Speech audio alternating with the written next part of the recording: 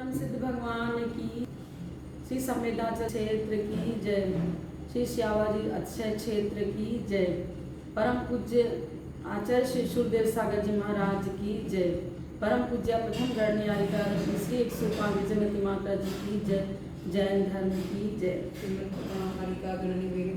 माता जी की जय। सम्यक दर्शन मूलम ज्ञान स्कंदम चारित साखाढ्यम मुनिगण विगाकीर्णम आचार्य महाद्रुमं वंदे, आचार्य महाद्रुमं वंदे।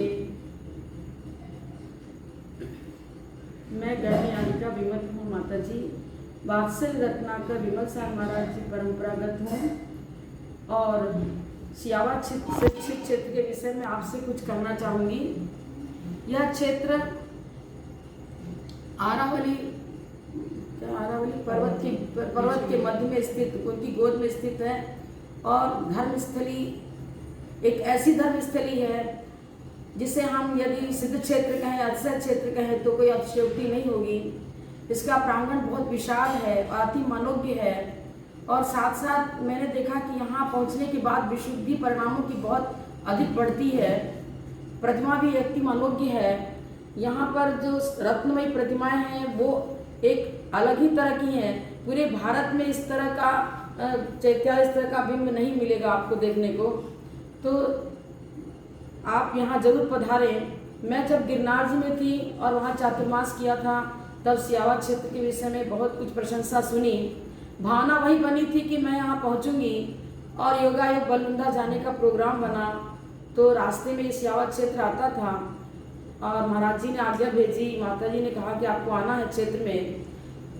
यद्यपि उस समय हमारा पूरा संघ बीमार था, लेकिन आचार्य श्री की आज्ञा और उनका वात्सल्य देख करके मैंने हाँ कहा कि जरूर आऊँगी। और यहाँ आने के बाद आचार्य श्री का वात्सल्य बहुत मिला, माता जी का वात्सल्य मिला और उनके वात्सल्य से और इस भूमि की पवित्र ऊर्जा के प्रभाव से चंद दिनों में हम लोग बिल्कुल स्वस्थ हो गए।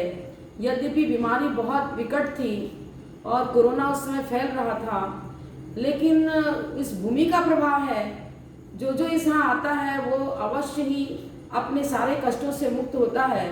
तो वही समझकर आप समझे कि मेरा संग सभी प्रकार के रोगों से मुक्त हो गया और यहाँ पर रहने से अति शांति का अनुभव होता है। जब कुंथनाथ मंदिर में जाते हैं, सहसपुर चैत्यालय में जाते हैं, तो देख करके ऐसी विशुद्धि बढ़ती मानो हम समेत शिखर के वहीं पर्वत पर मौजूद हों। लेकिन हम आप लोगों से ये कहना चाहेंगे कि इस क्षेत्र में विकास की बहुत अभी आवश्यकता है। यद्यपि आचार्य श्री और कैवलमती माता जी के प्रेरणा से बना और वो बहुत इसमें लगे हैं, उनका पुरुषार्थ भी है, लेकिन विकास हुआ है, फिर भी अभी कमी है और आर्थिक सहयोग की अति आवश्यकता है। कुंथनाथ मंदिर का जो निर्माण है वो अधूरा पड़ा हुआ है और अभी जो भोजनशाला है या यात्री भवन है वहाँ भी अभी विशेष सहयोग की आवश्यकता है। तो आप लोग इस क्षेत्र से जुड़े। आप जब भी तारंगा क्षेत्र आए, देरोल आए या इस तरह आए तो यहाँ जरूर पधारें, क्योंकि ये तारंगा जी क्षेत्र से मात्र 65 किलोमीटर है और देरोल से मात्र 75 किलोमीटर है और माउंट आबू से ये 32 किलोमीटर है और ये सारे क्षेत्रों के दर्शन आपको एक साथ होंगे। तो ये देरोल जो क्षेत्र है वहाँ भी मनों की प्रतिमा है, तारंगा स्थित क्षेत्र है ही और निकटवर्ती स्थित क्षेत्र के निकटवर्ती क्षेत्र भी अक्षयकारी होता ही है। मैं यहाँ पर 2 महीने से हूँ, तो मैंने देखा कि जो मुझे पहले से पुरानी बीमारियाँ लगी हैं वो भी धीरे धीरे माइनस हो रही हैं। और सबसे बड़ी बात यह है कि दान ही सबसे बड़ा तीर्थ होता है श्रावक के लिए।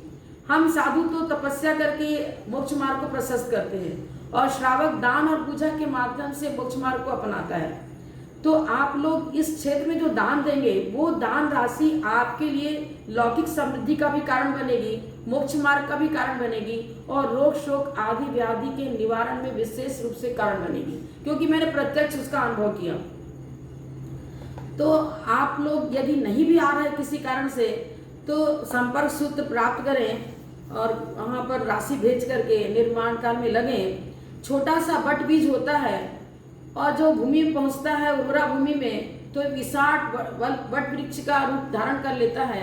तो मैं ही समझूंगी कि यदि आप अपने इनकम का 10 भी यहाँ लगाओगे तो वह आपके लिए विपुल समृद्धि का कारण बनेगा। इसमें कोई मैं अतिशयोक्ति नहीं दे रही हूँ।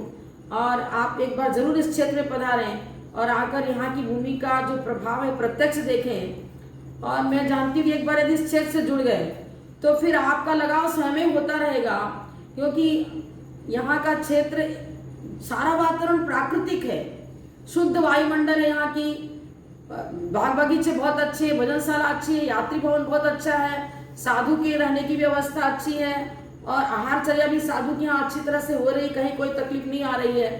यहाँ के ट्रस्टी लोग बहुत अच्छे हैं। तो और आपकी राशि का सदुपयोग होगा। अन्य क्षेत्रों में कई जगह राशि का सदुपयोग नहीं भी हो पाता है, लेकिन यहाँ आपकी जो भी राशि आएगी उसका पूरा सदुपयोग होगा और यह पुण्य आपके लिए भविष्य में भी गुणाकार रूप से समृद्धि कारण बनेगा, मोक्ष मार्ग का कारण बनेगा। इतना ही कहकर मैं सबके लिए आशीर्वाद देती हूँ। आप सभी जैन दिगंबर जैन समाज को मेरा यही आशीर्वाद है कि इस क्षेत्र में शीघ्र अतिशीघ्र अपनी दान राशि देकर इसका विकास करें। ये अपनी संस्कृति दिगंबर जैन संस्कृति का द्योतक है, एक ऐतिहासिक स्थान है।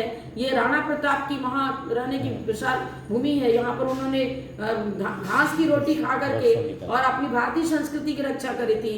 हमें भी अपनी दिगंबर जैन संस्कृति की रक्षा के लिए जिनालयों की रक्षा की आवश्यकता है, उनके विकास की आवश्यकता है और इसमें आप दत्तचित हो। इतना ही कहकर मैं विराम लेती हूँ। जब परम पूज्य आचार्य श्री सुखदेव सागर जी महाराज